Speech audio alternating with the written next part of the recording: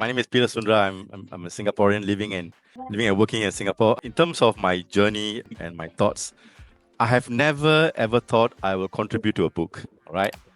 I never, because my simple life is basically surrounding around emails, replying emails, preparing PowerPoint presentations, and contributing to LinkedIn. That's my world, right? And spend time with my family. That was the entire world I have until one day a pretty woman down under reached out to me. Okay, all right.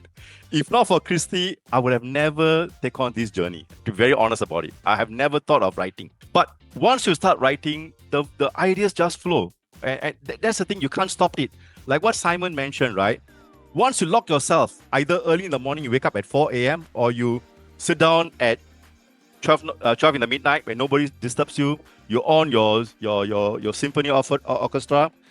That peacefulness just allows you to simply flow the idea.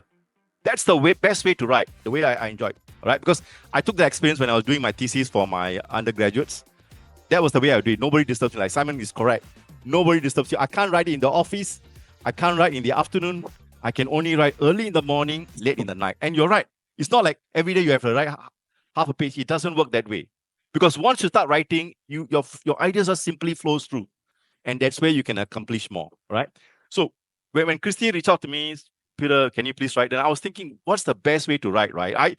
I'm not a thought leader yet. I'm still on the learning process, but there must be something that I can contribute to the younger generation, and more importantly, be an inspiration to my kids, my 2 teenage kids. So then in all our life, whether you are a teenager or whether an adult, or even now, you always have a mentor in your life. Always, all right?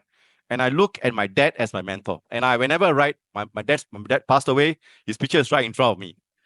I use my dad as a mentor to write the whole book. That's why the title is called DAD. D stands for discipline, A stands for adaptability, and D stands for determination. With these 3 concepts, I paint out my own career path from where I started after graduation to where I am now, sharing knowledge and experience, sharing stories, which Christy correctly pointed out, I must tell stories, so that my colleagues and young people in the industry now, and people who are going to graduate, and also my kids, can pick up the key lessons in my book and say how they can prepare themselves to the disruptive world out there, right?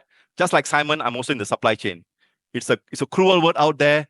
People need to survive. So that was the objective of my book. The second objective of the book is that living in Singapore is a small market. You do not have much career opportunity in Singapore. The world is the oyster for Singaporeans like myself. And I was lucky to spend about 10 years working outside in many countries. So I journal my book based on the fact that how can you create a career outside the organization? How can you add premium? And how can you learn different cultures? And that really enriches you and you contribute accordingly.